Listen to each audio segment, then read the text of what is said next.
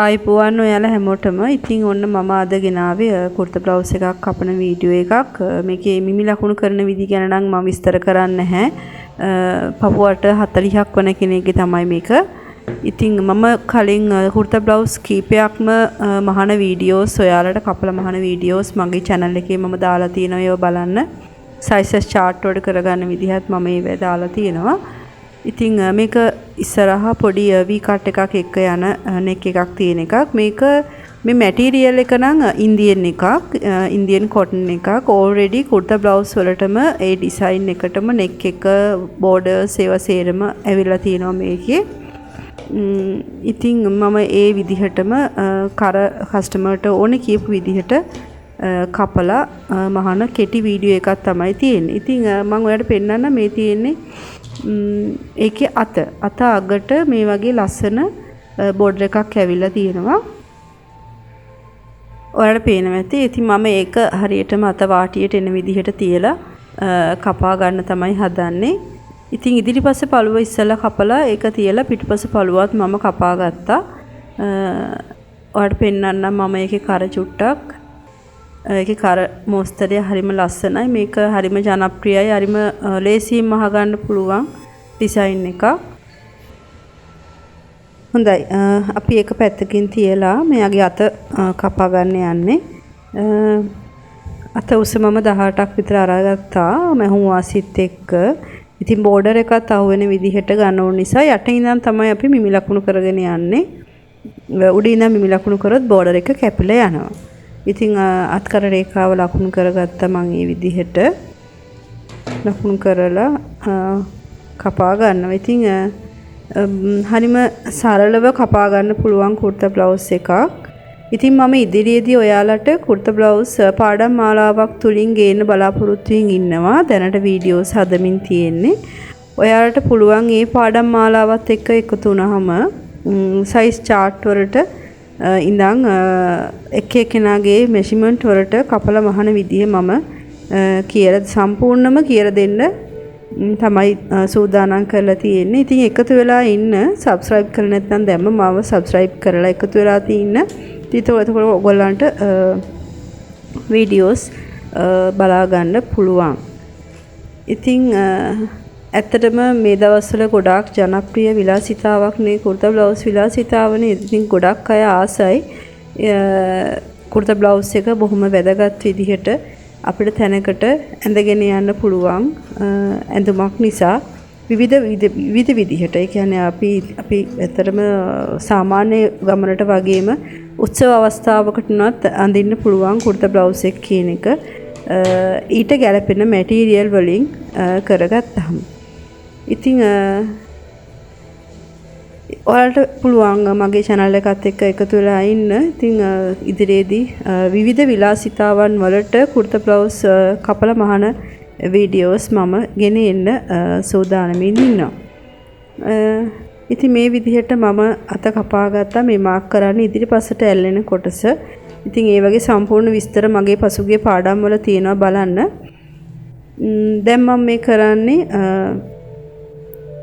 ඉදිරිපසට අදාළව කර ෆේසින් එක කපා ගන්න. ඉතින් අපි අනිවාර්යයෙන්ම ෆේසින් කපන්න ඕනේ ඉදිරිපස සහ පිටුපසට. ඒ වගේම ඔයාලට කියන්න තවත් දෙයක් තියෙනවා. සාමාන්‍යයෙන් කුර්තා බ්ලවුස් වල විතරක් නෙමෙයි ඕනෑම බ්ලවුස් එකක කර ෆේසින් කපනකොට සහ කපලා යුන්නාට පස්සේ ඒවා අපි අල්ලන්න කලින් අපිට ෆියුසින් කියන මැටීරියල් එක තියලා අයන් කරලා ගන්න පුළුවන් නම් ඉතාමත් ලස්සනට හොඳ නිමාවකින් යුතුව කර මොස්තරය හදා ගන්න පුළුවන්. ඉතින් ගොඩක් අය හිතන්නේ නැහැ ෆේසිමකට මොකටද ෆියුසින් එකක් දාන්නේ අලවන්නේ. ඇත්තටම සමහර ලාවට කෙනෙක් මහලා තියෙන එකක් දැක්කහම උනත් කල්පනා කරනවානේ මේකේ කර මෙච්චර ලස්සනට තියෙන්නේ කොහොමද කියලා. ඉතින් ෆියුසින් එකක් අල්ලන එක තමයි රහස.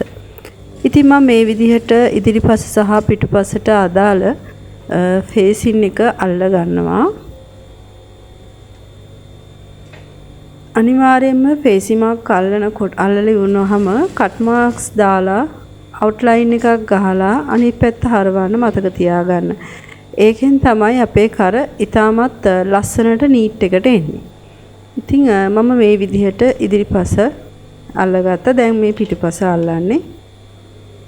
ඕගොල්ලන්ට රෙදි එහා මෙහා යනවා නම් පින් එකකින් රඳව ගන්න පුළුවන්. මම මේ සුදු පාට ෆියුසින් එකක් තියලා තියෙන්නේ. පේනවා ඇති ෆියුසින් එක තියලා මම අලවගෙන තියෙන්නේ ෆේසිමට. ඉතින් වෙළඳපොලේ ගන්න තියෙනවා ෆියුසින් මැටීරියල් එකක් විදිහට ඒකේ එන්නේ 60 පළල විතර. මොකද ගොඩක් අය ස්ටිප් අලවනවා. ස්ටිප් එක අලවන්න එපා. ස්ටිප් එක ටිකක් ඝනකම් නිසා ටික දවසක් යනකොට ඒක ගැලවිලා යන්න බලනවා. මේකත් ගැලවෙනවා සෝදද්දී. නමුත් ඒක ලොකුවට ගැලවිලා යන්නේ නැහැ. පොඩ්ඩක් පොඩි ඉරුමක් විතරයි ඇති වෙන්නේ. ඒකෙන් අපිට අපේ බ්ලවුස් එකට කිසිම හානියක් වෙන්නේ නැහැ. ඉතින් මේ වගේ කට් මාක් දාලා ඊට පස්සේ ෆේසින් එක පෙරලලා අවුට්ලයින් කරගන්න.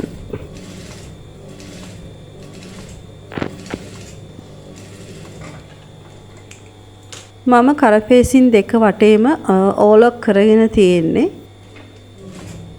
ඒක ගොඩක් පහසුයි. ඊට පස්සේ මේ විදිහට උරහිස් දෙක මූට්ටු කරගන්නවා.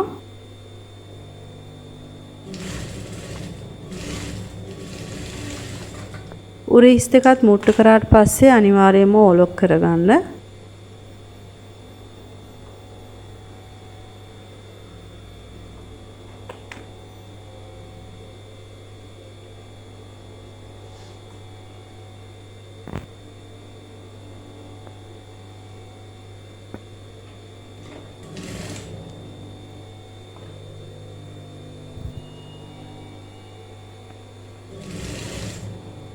අපේ ඇඳුමක නිමාවට අපි වෙළඳපොළට විශේෂයෙන්ම දාන ඇඳුමක නිමාවට ඕලොක් කිරීම අත්‍යවශ්‍යයි.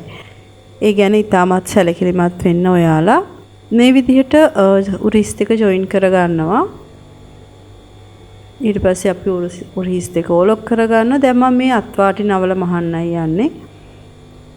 අඟල් භාග දෙකක් වෙන්න මම අත්වාටි නමල මහනවා.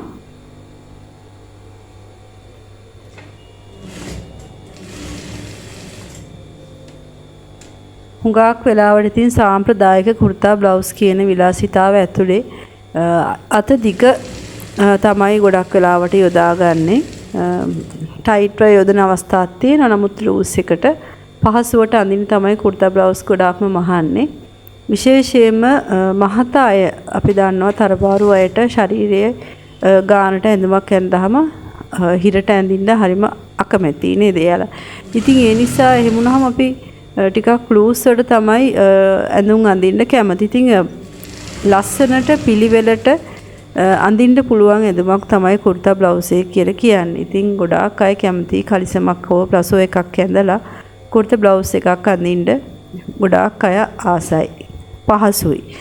හරි. ඉතින් මම මේ විදිහට දැන් අත අල්ල ගන්නවා. ඔයාලා බලන්න මම අත අල්ලන්නේ උරහිස් මුදුනේ ඉඳන් අත මුදුන උරහිස් මුදුනට තියලා එතන ඉඳන් දෙපැත්තට තමයි අල්ලන්නේ. මේකට හේතුවක් තියෙනවා. මේකට හේතුව තමයි ඔයාලා අත් කොනක ඉඳන් අල්ලන් එනකොට ගොඩක් වෙලාවට ඔයාලා මහද්දී අත ඇදෙන්න බලනවා. ඉතින් ඒ අත ඇදීම නිසා සමහර වෙලාවට අත් මුදුනට එන්න ඕන තැන දැන් ඉස්සරහින් ඉඳන් අල්ලන්න ගත්ත කියනකො. එතකොට ඉස්සරහින් ඉඳන් අල්ලද්දී පිටිපසට යන්න බලනවා. එතකොට පිටිපසට ගියාම මොකද වෙන්නේ? අත ඇඹරිලා වගේ තමයි ඉන්නේ. වගේ නෙමෙයි ඇත්තටම අත ඇඹරිලා යන්නේ. එතකොට හරියටම අපිට ෂෝල්ඩර් පොයින්ට් එකට අත ඇල්ලෙන්නේ නැහැ. ඉතින් ඒ හින්දා අතක් අල්ලන නිවැරදි ක්‍රමය තමයි උරහිස මුදුනේ සිට දෙපැත්තට මහන්න. දැන් මම එක පැත්තකට මැහුවා. දැන් මේ අනිත් පැත්තට. ඉතින් මේ පැත්තට මහන්නත් හැකියාවක් තියෙන්න ඕනේ. ඔයාලා දක්ෂව මහන්න දක්ෂ කෙනෙක් නම්. හරිද? ඔයාලට හොඳට මහන්න පුළුවන් කෙනෙක් කියලා කියන්නේ අනිවාර්යයෙන්ම මැෂින් එකේ දෙපැත්තට මහන්න පුළුවන් වෙන්න ඕනේ. ගොඩක් අයට අපහසුයි. ගොඩක් අය උත්සාහ කරන්නේ නැති වෙලාවල් තියෙනවා. හැබැයි එහෙම මහන්න ඕනේ. හරි. මේ විදිහට මම අත මහගත්තා. ඉතින් දෙපැත්තම අත් දෙක අල්ල ගන්නවා. ඊට පස්සේ මම අංශය මේ විදිහට මූට්ටු කරගන්නවා. අඟල් භාගයකින් තමයි මෙහුම් වාසිය දීලා තියෙන්නේ. මේකේ ඕපන් එකක් තියෙනවා යට දෙපැත්තේ. මම එතනින් මහගෙන යන අතරේ නවත්තලා ඊට පස්සේ අපි ඕපන් එකත් මහ ගන්නවා.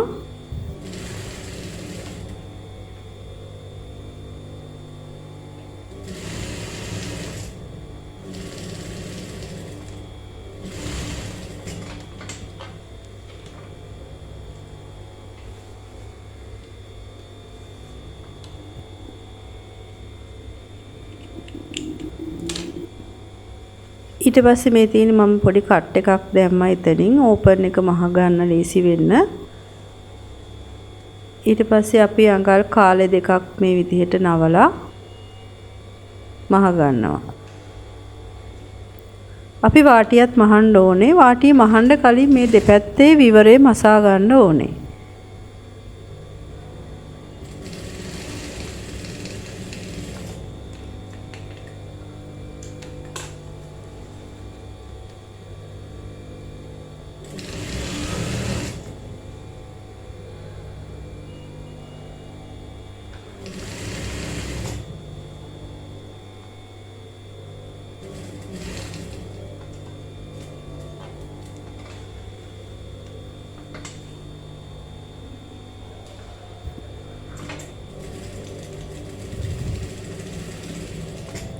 අපි අර පොඩි කට් එකක් දාගන්නව නේද? ඒ කට් එක දාගන්නේ මෙන්න මෙතන මහ ගන්න පහසු වෙන්න. අපිට දෙපැත්තට පෙරලලා මහ ගන්න පහසු වෙන්න සහ අපි අවසානයේදී දෙපැත්ත ඔලොක් කරනවා.